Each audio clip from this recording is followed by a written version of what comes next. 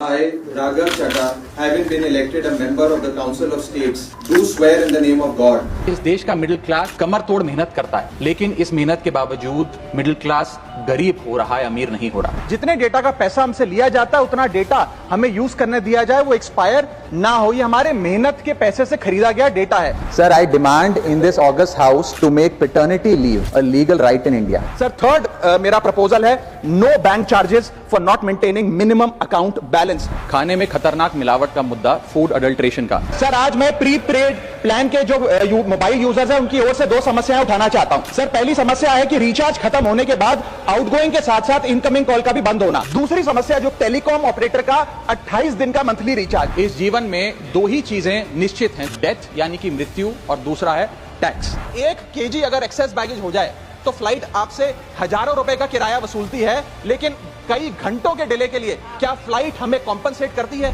Indian paper leak हमने देखा, देश भर में देखा कि कैसे पेपर लीक हुए, क्या उसमें माफियाओं का राज रहा और कैसे बच्चों का भविष्य आज अंधकार की कागार पे खड़ा हुआ है। क्योंकि एयर पोल्यूशन का सारा दोष देश के किसान पर मढ़ा जाता है, आज मैं उस किसान की आवाज उठाना चाहता हूं। सरकार से मांग करता हूं कि हेल्थ और लाइफ इंश्योरेंस पर कम से कम हम जीएसटी ना लगाएं। ये कोई लग्जरी गुड या लग्जरी प्रोडक्ट नहीं है।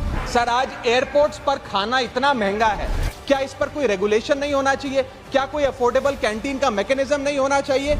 सर, मैं बात कर रहा हूं जोमेटो और स्विगी के डिलीवरी बॉयज की। सर, आज मैं इनका दर्द सदन में रखना चाहता हूं, और ये 10 मिनट की डिलीवरी का जो जुल्म है इसे समाप्त करना चाहिए। कहीं कैशलेस इलाज अचानक मना कर दिया जाता है, महीनों तक फाइल लटकाई जाती है, रीइंबर्समेंट नहीं मिलता।